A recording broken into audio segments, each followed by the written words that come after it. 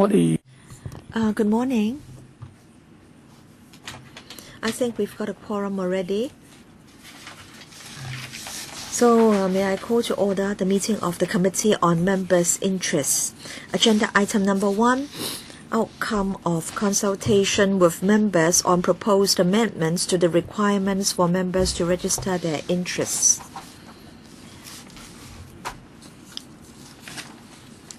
I believe members do remember the decision made last time. And that was all members would be consulted on the suggestions. And in fact, a questionnaire was issued to all members on the 11th of November. And then there was a briefing for members, except for the president. All the other 69 members responded. So may I refer members to CMI 21/1314. Can I now invite the clerk to briefly take us through the paper? Yes, thank you, Chairman.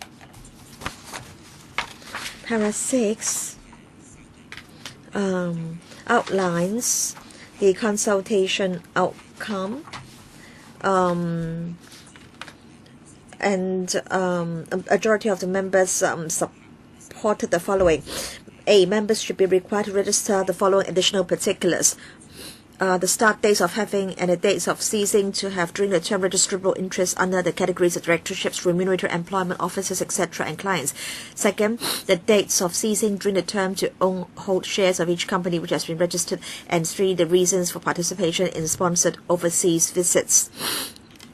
And as a result, the layout of the registration form will be revised. The members can refer to Appendix 3. There is no need for us to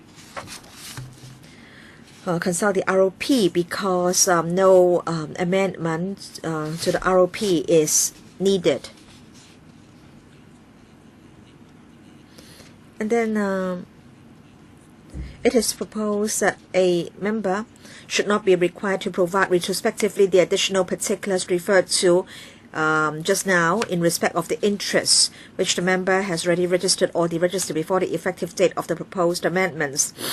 And then concerning Rule 83(5)(a) and H of the ROP, there was a resolution to amend these sections with the commencement of the new company's ordinance. So it is proposed that the proposed amendments mentioned just now should take effect on the 3rd of March because the resolution to amend Rule 83(5)(a) and H of the ROP will commence on the 3rd of March 2014. So, subject to members' endorsement, the registration form or the layout of the registration form will be amended.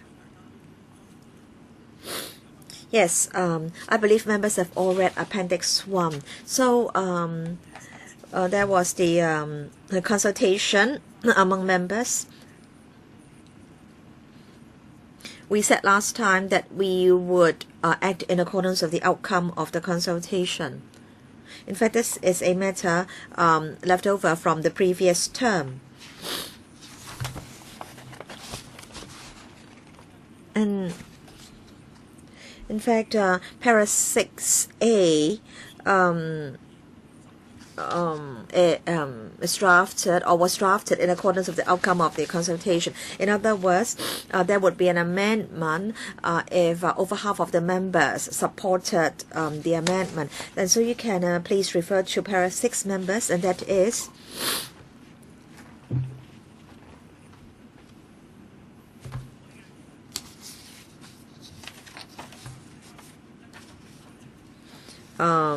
there will be a few amendments. You can refer to Appendix 1 members.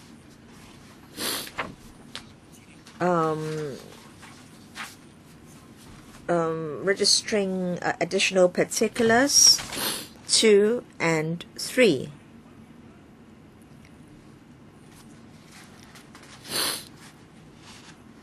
In other words, during your term, if during the term, if you have new directorships and so on and so forth,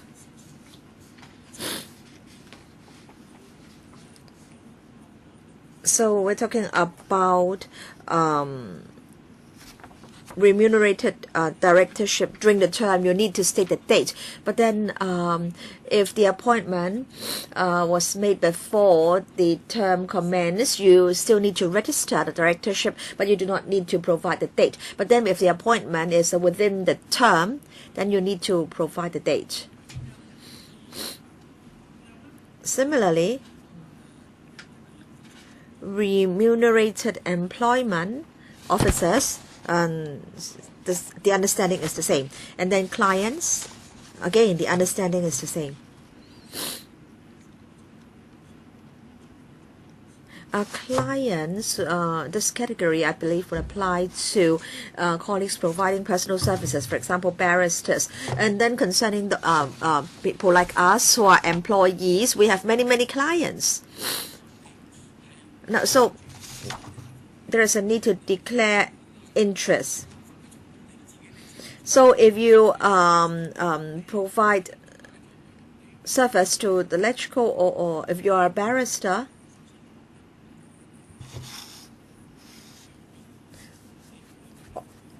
or if you are a paid employee of a certain company, you have to decide whether you need to declare the interest. And then B, overseas, sponsored overseas visits, you need to give the reasons. And then F, date of ceasing during the term to own or hold shares of each company which has been registered.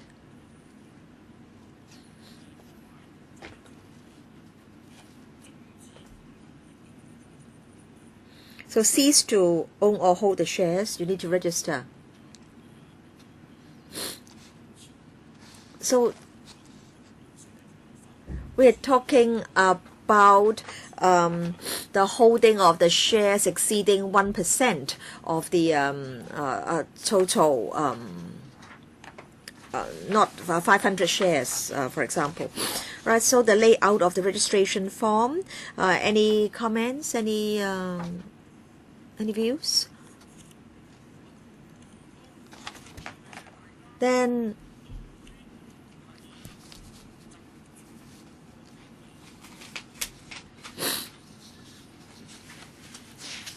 do members support the proposals in para 6?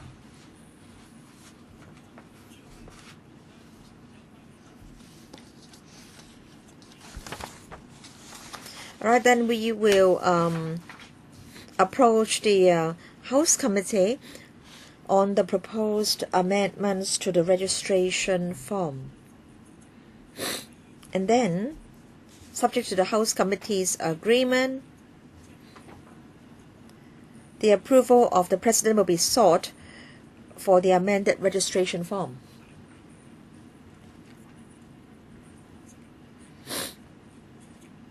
So the amendments to the registration form can be effected with the approval of the President. There is no need for us to seek any amendments to the rules of procedure. All right, thank you. Chairman, just want to raise one point. Appendix 1, concerning the additional information for overseas visits. Estimated amount or value of sponsorship. So we have more members disagreeing than agreeing. Then it is also pointed out that there are technical difficulties in estimating the amount or the value of sponsorship. And so among the 11 members who made other views, they gave some suggestions. For example, declaring the flight number and the hotel, the hotels concerned. So I just want to know whether we can follow up on the suggestions. In other words, declaring the seat number of the flight, as well as the hotel or the hotel room. Now, at the moment, the date, destination, objective, and then the name of the sponsor have to be declared, and also the nature of the interest, for example, hotel, accommodation, and the flight seats. And now one additional item is to be included. That is the reasons for participation in sponsored overseas visits. But Mr. Fan, at the moment, the flight number has to be declared.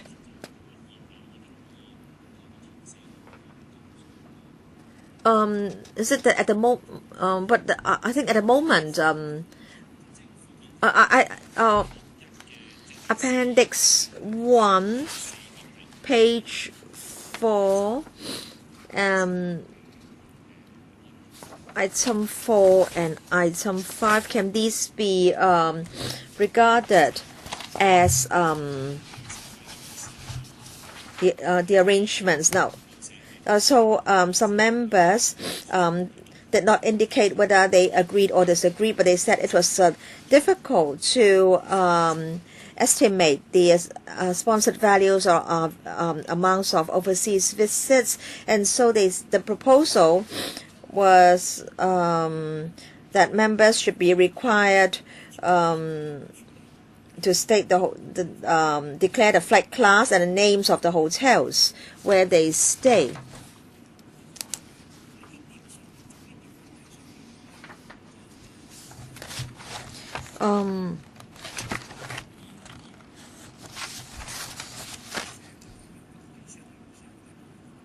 I think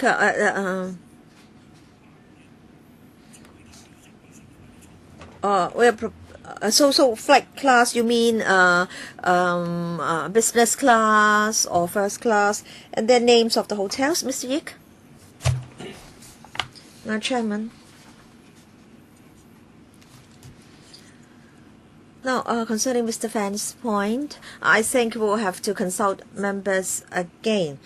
And then 3% said that they did not agree. But of course, I would not object to asking members again on this one. Chairman, just want to say that we should ask members again on this one, because some members say that it would be difficult to estimate the value or amount of the sponsorship. Secretary General, thank you. Now, concerning the views in para 5, only 4 members made this comment or suggestion. So this is for members' information. Should we really consult members again on the suggestion made by 4 members only? And then there are 6 members who have said that perhaps the accommodation, transport, meals, etc. could be declared. So in other words, members may not be able to estimate the value of the sponsorship. At least more information can be provided on the form. Well, Mr. Fan, you raised this issue, and in our future meeting we can have another discussion. Can we consult on that? We will now follow old practice. If there's more than 50%, then we'll include it. That is our principle. Chairman, I'd like to raise your view. That's how we operated in the past. We collected views, and we should handle it according to the majority view. And if we do have a follow-up, then we can, if we do have some members who wish to follow up, we can do so next year. Okay, so we'll conclude this discussion, and we'll now handle agenda item number 2. proposed revision of the procedure for handling complaints. You've received the paper, and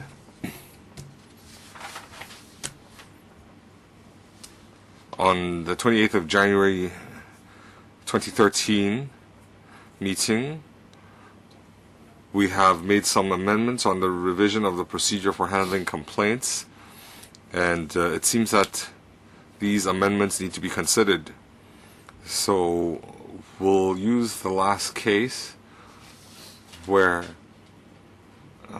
there was a complaint. We haven't even entered the investigation stage. We invited them for many meetings that an investigation wasn't established. So the secretary needed to conduct a review, and we now have a paper in front of us, CMI 22-13-14. So could you take us through the paper? On the last occasion, when we discussed this topic, the members had agreed to the amendments in paragraph 2, that is, the chairman would decide whether a meeting on a complaint received should be held from 2 to 3 working days, and to extend the time limit for scheduling the first meeting after the chairman has so decided from 7 to 10 working days, and to delineate clearly between the preliminary consideration stage and the investigation stage. And we could also consider readily available information such as media reports, and to allow members to give advance instructions on whether they would like to be informed of any complaints against them which CMI decided not to consider. So we had looked at the complaint procedure, and we decided that we needed to streamline the procedure. And in paragraph 4, under the current procedure, a complaint that meets the descriptions will not be considered by CMI. For example, the complaint is made by an anonymous or unidentifiable person, or the complaint is made against a former member, or the complaint is about a member's act or omission which took place 7 years or more prior to the date of the complaint. So we will notify the complainant, but the secretary has to consult with the chairman of the CMI, and regarding these types of complaints that have that fall outside the purview of the CMI, so to streamline the procedures for complaints that fall outside the purview, we now have a new arrangement there that upon receipt of the complaint, the clerk will forthwith inform the complainant. And in paragraph 6, it states that the current purpose of the preliminary consideration stage is to ascertain the subject of the complaint, and in the past all considerations were made in the PC stage, and at this stage the CMI may ask the member under complaint or invoke powers under the Legislative Council Powers and Privilege Ordinance to order the member under complaint to attend its meetings. And based on the information, the CMI may form an opinion on whether the complaint is substantiated. So we now have made some observations in paragraph 7. Some cases might take a very long time. For example, 20 meetings might be held in 18 months and still stay in the PC stage.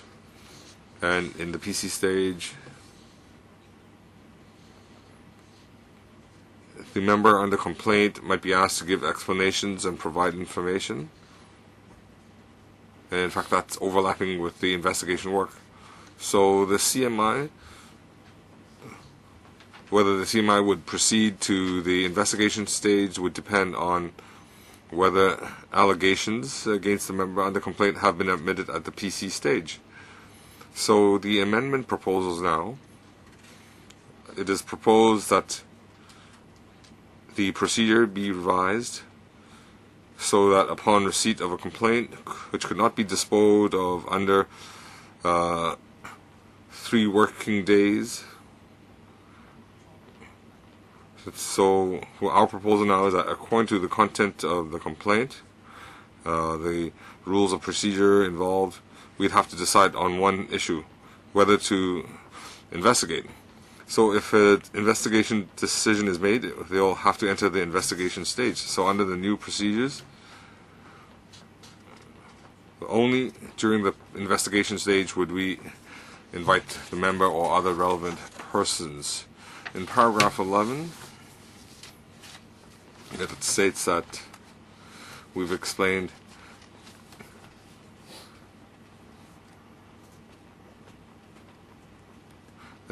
when we enter the investigation stage, we can resolve the problems.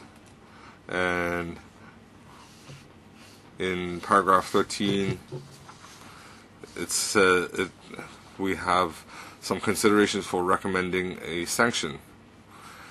In the last legislative year, we dealt with some cases.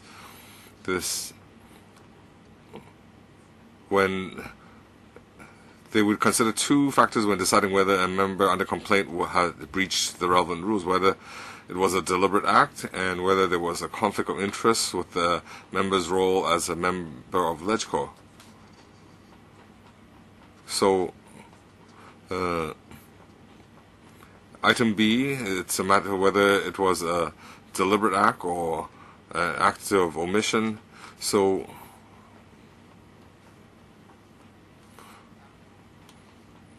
the CMI can consider item B, but it will not be in detail. We have to look at each case individually. So the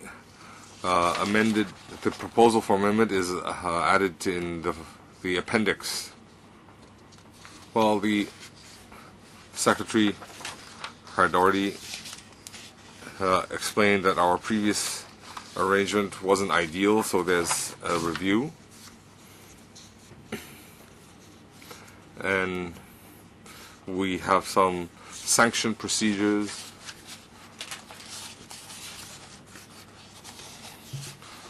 So we added one point to the sanction, that is the conflict of interest of the member's role as a member of LegCo. So we now need to decide whether we agree with this direction. We need to still draft our views. So let's hear your views. Is this direction appropriate? So we receive a complaint. If it's anonymous, it's against a former member, it's more than 7 years old. Do you want to deal with that? And now the amendment is the chairman is not needed, does not need to be consulted.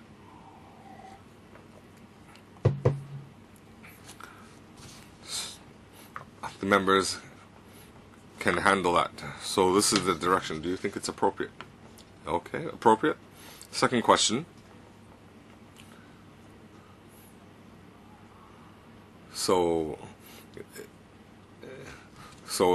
let's say the complaint is against a current member. The complainant can be identified. Then the chairman would be consulted whether we should take up the case, and then we can decide whether to enter the investigation stage. But that is a long process. We've had cases that take 18 months. And the last case, the previous case, took about 4 months. It wasn't even an investigation.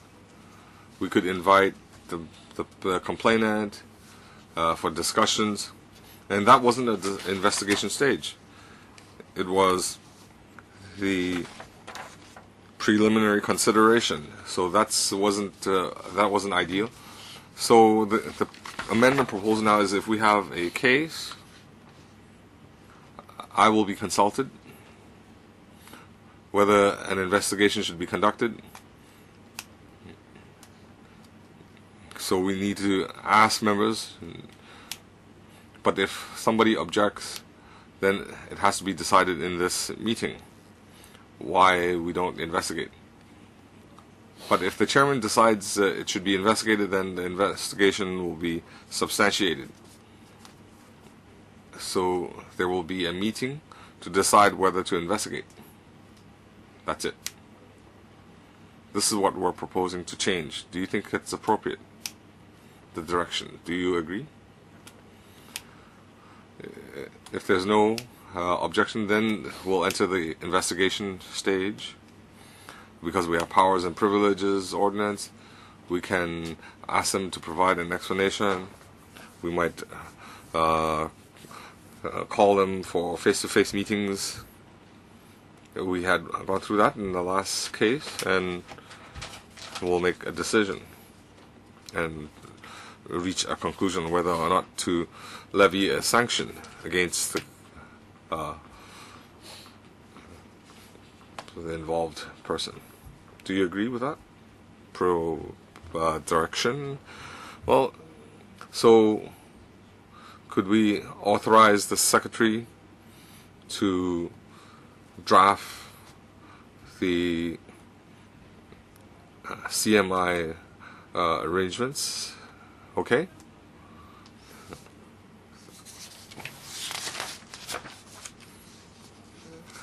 There's paper 13, Chairman.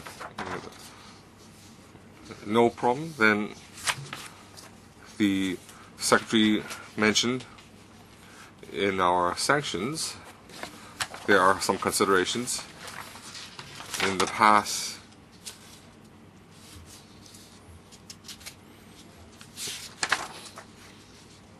if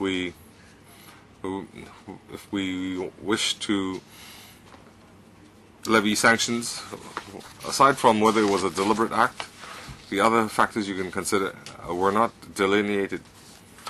There could be n different factors, but the secretary felt that in our last case, a lot of members had a strong view that one consideration would be 13B, that is, whether the breach involved any conflict of interest with the member's role as a member of LegCo. We need to add this consideration. That was a very strong view on the last occasion. So there are at least two factors we need to consider. But it doesn't mean we are not considering other issues. But we just want to state clearly that we need to consider these two factors.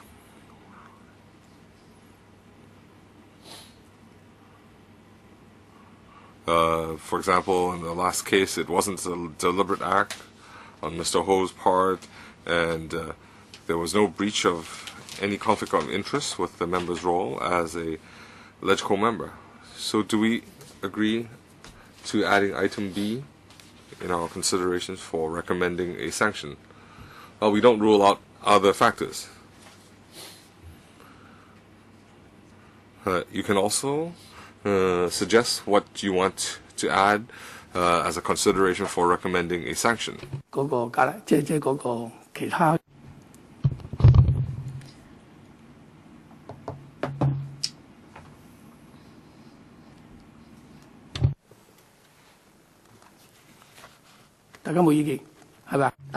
No comments? Right, members find these arrangements acceptable? Deputy Chairman, we've discussed the procedures, and then we are proposing to add one more point concerning sanctions. All right, so we'll ask the Secretariat